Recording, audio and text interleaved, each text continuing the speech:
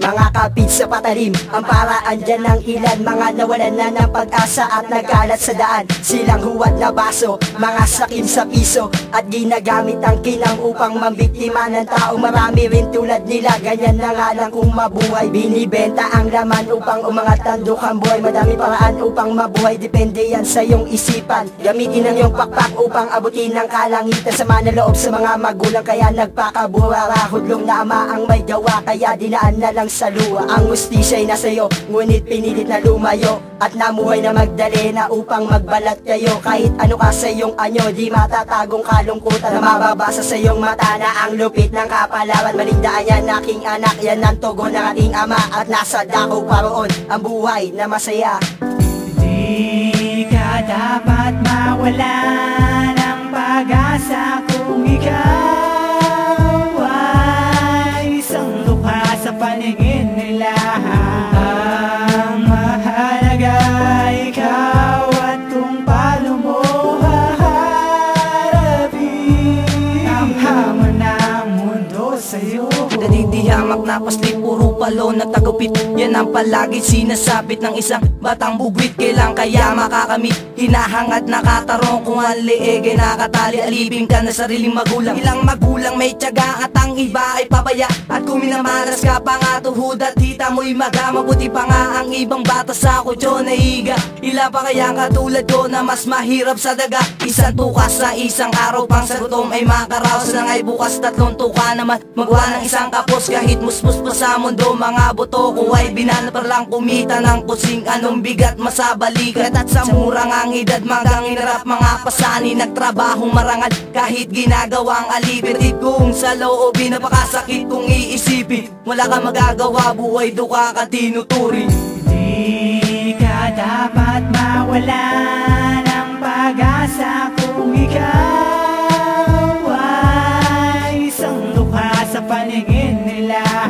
Ang mahalaga ikaw at kung paano mo haharapin ang hamon ng mundo sa'yo. Ilang buwan din ang ginugulat bago makawala sa sarili mga magulang na sa'kin nagpabaya, at tumayo sa sariling tuhod at namuhay magsa. Hindi inida ang bawat pinabagos, lumaban mag-isa. Walang kabanan nilabanan ng hamon ng kapalaran. Kahit nakataya pa nga walang hanggang nakamatayan ng biyaya ni Ama. Minsan lang sa atin dumating, at kung sa'yo'y nakatakda bigla na lang may darating. Ilan lang sa may pinadamambunan ng kayamanan, dapat lang nahandugan yung tumulong sa nangangailangan. Ako nga ay kapos pala na ambunan ng karangalan, ipinahagi sa lahat ng di hinangad ang kayamanan. Yaman mo man ay di mabilang, di mo dapat pegayabang. Baka pagising mo sa umaga magtiyaga sa alamang, at lumingon sa pinanggalingan kung saan ka nagmula. Darating din ang umaga, lahat sa'yo'y titingala. Di ka dapat mawala ng pag-asa kung ikaw ay isang lukha sa paningin nila. Ang mahalaga ikaw at kung paano mo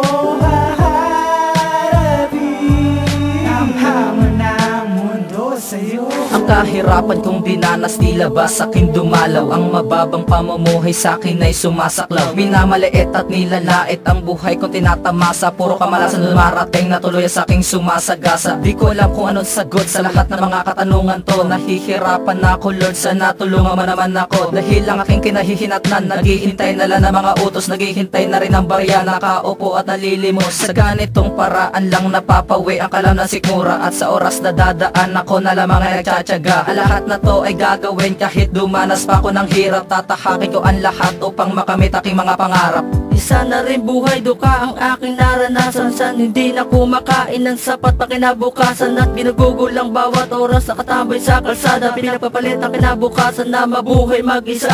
Kahit na nag-iisip ng makakain ng maayos, ramdam ko pa rin ang pinagdaanan ng isang batang musmos. Minsan naisip ko na magtrabaho ng marangal, na maiahon ng sarili sa buhay na kinamulatan. Matutupad ko na rin pinapangarap sa sarili na hindi ko na may babalik ang buhay na kinaranasan. Na ang duka mong sinasabi na kinalimutan na nangyari, pipiliting kalimutan ka na lang, kaya't sa lansan ako lumaki. Hindi